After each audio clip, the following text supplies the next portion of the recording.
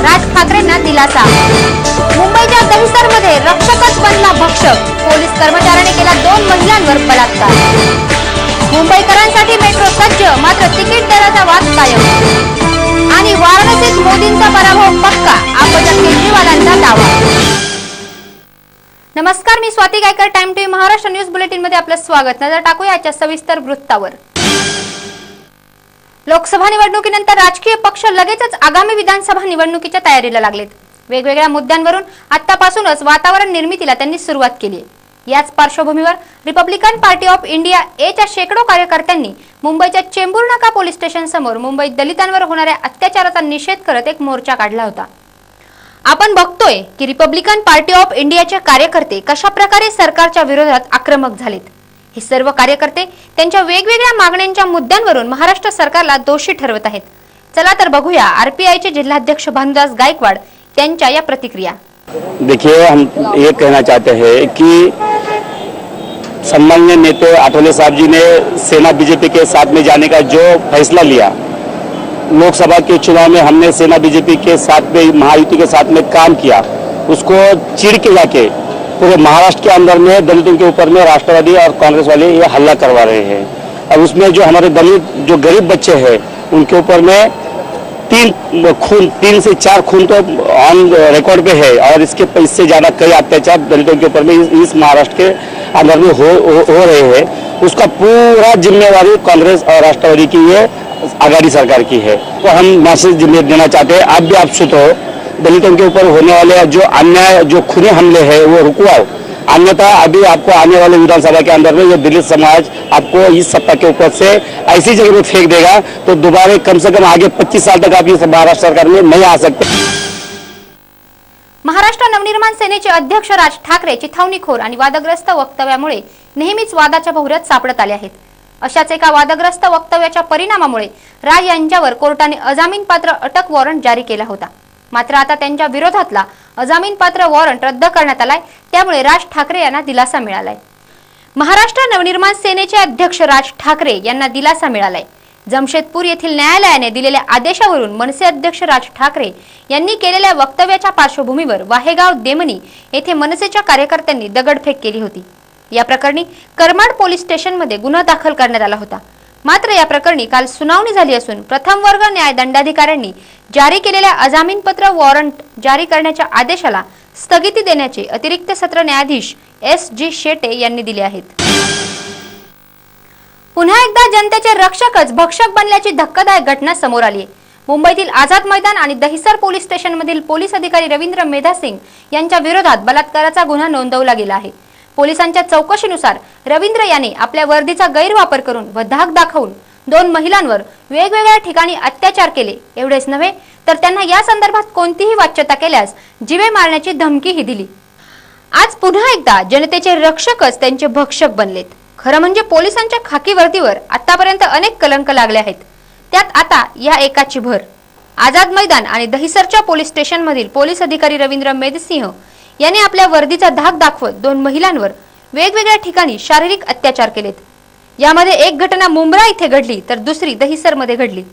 पीडित महिलांनी रवींद्र मेधसिंग याच्या विरोधात पोलीस स्टेशनमध्ये तक्रार नोंदवल्यानंतरच वरिष्ठ पोलीस अधिकाऱ्यांनी पुढील चौकशीला सुरुवात केली असंही समोर आलंय। या प्रकरणी ॲडिशनल CP कृष्णप्रकाश यांनी दिलेली ही माहिती। पर्सनल इंक्वायरी के लिए DCP रैंक के अधिकारी को उन्होंने नियुक्त किया, जो एक महिला अधिकारी थी, और इस पूरी इंक्वायरी में 2004 से जो संपर्क आया है रविंद्र मेधसिंह का उस पीड़ित महिला के साथ, और जो 2005 की प्रक्रियाएं हुई और उसके पश्चात उनकी शादी हुई, कोर्ट मैरिज हुआ, रजिस्टर मैरिज हुआ, और रजिस्टर मैरिज के बाद डिवोर्स हुआ, उसने मैरिज छुपाया, डिवोर्स करने के लिए उसने ज़्यादती करी, पहले शादी करने के लिए ज़्यादती की, ये सारी बातें इंक्वायरी में सामने लाई गई। इसमें न सिर्फ रविंद्र जयसिंह राव मेधसिंह के खिलाफ मामला दर्ज किया गया, बल्कि सुनीता रविंद्र मेधसिंह और प्रथमेश रविंद्र मेधसिंह के खिलाफ भी मामला दर्ज किया गया, जो उनकी पत्नी और पुत्र हैं। जिसके बारे में ये बताया गया है कि पीड़िता के साथ उन्होंने मारपीट की और धमकी दी है। ये पुलिस अधिकारी LA2 में कार्यरत थे और कार्यरत हैं। अभी यहाँ पर 0 से मामला दर्ज हुआ है। वहां जाने के पश्चात आगे की तमाम कार्रवाइयां की जाएंगी। धाराएं जो है 376, 1A-B, 306, 313, 495, 420, 323, 504 और 506, जिसमें 495 की धारा आपको नहीं समझ में आ रही होगी और 313 गर्भपात का है और 495 है कि एक दूसरा मैरिज करते हुए भी, पहले से मैरिज होते हुए भी ये छुपा कर रखना जिससे आप मैरिज कर रहे हो। मुंबईतील वर्सोवा ते घाटकोपर मेट्रो रेल्वे मुंबईकरांच्या सेवेत दाखल व्हायला सज्ज झाली आहे, पण या मेट्रो रेल्वेच्या तिकिटाचे दर कायम असावेत यावरून सध्या वाद सुरू आहे। तसेच या दर विरोधात काँग्रेस नगरसेवकांनीही मुख्यमंत्र्यांना पत्र लिहून विनंती केली आहे। मेट्रो रेल्वे ऍक्ट नुसार प्रकल्प करारानुसार तिकीट दर असावेत, पण मुंबई मेट्रोची डेडलाईन तब्बल 9 वेळा पुढे ढकलण्यात आली आहे। यामुळे निर्धारित वेळेत प्रकल्प पूर्ण न करू शकलेल्या रिलायन्स मेट्रो आता प्रकल्पाचा वाढीव खर्च मुंबईकरांकडून वसूल करणार असल्याचा आरोप आरटीआय कार्यकर्ते अनिल गलगली यांनी केलाय। तसेच मेट्रोच्या दरवाढी विरोधात काँग्रेस नगरसेवकांनीही मुख्यमंत्र्यांना पत्र लिहिलं आहे। अवघ्या महाराष्ट्राचे लाडके दैवत असलेल्या पंढरपूरचा विठुराया आता खरोखर बडवे आणि उत्पातांच्या जोखडातून मुक्त झालाय। पूजेसाठी येणाऱ्या कुठल्याही जातीतल्या स्त्री पुरुषाला आता पांडुरंगाचे पुजारी होण्याचा अधिकार देण्यात आलाय। पंढरपूरच्या श्री विठ्ठल रुक्मिणी मंदिर समितीने एक ऐतिहासिक निर्णय घेतलाय। पांडुरंगाच्या मंदिरात आता पूजा करण्यासाठी कोणत्याही जाती धर्मांचा निर्बंध ठेवण्यात आलेला नाही। यापूर्वी साने गुरुजींनी विठ्ठल मंदिर सगळ्या जाती धर्मांसाठी खुलं व्हावं यासाठी आंदोलन केलं होतं। त्याबाबत मंदिर समितीनं बैठक बोलावून हा निर्णय घेतलाय। येत्या 10 मे रोजी या घटनेला 68 वर्ष पूर्ण होतील। त्या पार्श्वभूमीवर मंदिर समितीने घेतलेल्या निर्णयाने आणखी एक पुढचं पाऊल टाकले। निर्णयानंतर मंदिर समितीने सर्व प्रसार माध्यमांमध्ये हे प्रसिद्ध केले। मानधनावर पुजारी नेमण्याच्या निर्णयाचे सर्वत्र स्वागत होते। आचारसंहिता संपल्यावर 18 मे रोजी ही निवड प्रक्रिया पूर्ण केली जाईल। Financial technologies and multi commodities एक्सचेंजचे प्रवर्तक जिग्नेश शहा आणि माजी व्यवस्थापन संचालक श्रीकांत जावडेकर यांना सेक्शन कोर्टाने 15 मे पर्यंत पोलीस कोठडीत ठेवण्याचे आदेश दिले आहेत। 5,500 कोटी रुपयांच्या स्टॉक एक्सचेंज घोटाळ्या प्रकरणी आर्थिक गुन्हे अन्वेषण विभागाने या दोघांवर स्वतःची कंपनी फायद्यात यावी यासाठी नॅशनल स्टॉक एक्सचेंज फंड हस्तांतर करून स्वतःच्या खात्यात जमा केल्याचा आरोप ठेवण्यात आला आहे। लोकसभा निवडणूक निकालानंतर राज्य मंत्रिमंडळामध्येही फेरबदल होण्याचे संकेत प्राप्त होत आहेत। मंत्रिमंडळातील या फेरबदलांमध्ये कुणाचा पत्ता कट होणार आणि कुणाची वर्णी लागणार याबाबतची जोरदार चर्चा राजकीय वर्तुळात रंगताना दिसते। सार्वजनिक बांधकाम मंत्री छगन भुजबळ, जलसंपदा मंत्री सुनील तटकरे, समाज कल्याण मंत्री शिवाजीराव मोघे, सांस्कृतिक मंत्री संजय देवतळे आणि मदत पुनर्वसन मंत्री सुरेश धस यावेळी लोकसभेची निवडणूक लढवत आहेत। ते खासदारपदी निवडून आले तर त्यांच्या जागी कोण मंत्री होणार यासाठी आतापासूनच फिल्डिंग लावायला सुरुवात झाली आहे। येत्या 16 मे रोजी लोकसभा निवडणुकीचा निकाल लागणार आहे। त्यानंतर पृथ्वीराज चव्हाण यांच्या मंत्रिमंडळात फेरबदल होण्याची शक्यता वर्तवण्यात येत आहे। दिल्लीतील पक्षश्रेष्ठींच्या गाठीभेटी घेऊन लॉबिंगला सुरुवात झाली आहे। 6 महिन्यातच विधानसभेची निवडणूक होणार असल्यानं राजकीय समीकरण लक्षात घेऊन रिक्त मंत्रिपदाच्या जागा तातडीने भरण्यात येणार आहेत।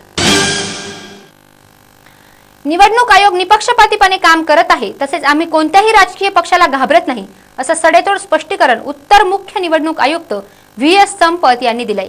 तसेच राजकीय पक्षांच्या नेत्यांनी निवडणूक आयोगाबाबत विधान करताना भान बाळगावं अशी समजही संपत यांनी दिली आहे। कर्मवीर भाऊराव पाटील रयत शिक्षण संस्थेत राष्ट्रवादीचे अध्यक्ष शरद पवारांची हुकुमशाही सुरू असल्याचा हल्लाबोल मॅनेजिंग काउन्सिलचे माजी सदस्य प्राध्यापक UJ पाटील यांनी केलाय। तसेच रयत शिक्षण संस्थेच्या निवडणुकीत शरद पवारांनी एकाधिकारशाही आणि स्वारस्य दाखवू नये अशी अपेक्षाही त्यांनी व्यक्त केली आहे। बहुजन समाजापर्यंत ज्ञानगंगा पोहोचावी यासाठी कर्मवीर भाऊराव पाटील यांनी रयत शिक्षण संस्थेची स्थापना केली। या संस्थेत लोकशाही पद्धतीने कामकाज सुरू होतं। मात्र गेल्या 20 वर्षांपासून रयत शिक्षण संस्थेमध्ये केंद्रीय कृषी मंत्री व राष्ट्रवादी काँग्रेसचे अध्यक्ष शरद पवार यांनी हुकुमशाही सुरू केली आहे। भाजपचे पंतप्रधान पदाचे उमेदवार नरेंद्र मोदी यांच्या विरोधात खडे फोडणारे शरद पवार या ठिकाणी स्वतःच एकाधिकारशाही गाजवत आहेत। अशी घणाघाती टीका मॅनेजिंग काउन्सिलचे माजी सदस्य प्राध्यापक U.J. पाटील यांनी केली आहे. तसेच पवारांनी रयत शिक्षण संस्थेत घराणेशाही राबवत सुप्रिया सुळे यांना जनरल बॉडी सदस्य करून घेतल्याची पुस्ती त्यांनी जोडली आहे. डान्स बारवरील बंदी उठू नये अशी सर्वसामान्य जनतेची भावना आहे.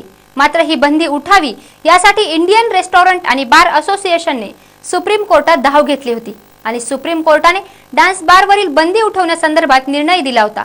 मात्र या निर्णयाला 1 वर्ष उलटून गेलं तरी डान्स बार चालवण्यासाठी आवश्यक परवाने गृह विभागाच्या वतीने दिले जात नसल्याने त्या विरोधात असोसिएशनने जाब विचारला असता कोर्टाच्या निकालाचा अवमान केल्यासंदर्भात कोर्टाने राज्याच्या गृह विभागाला नोटीस पाठवली होती.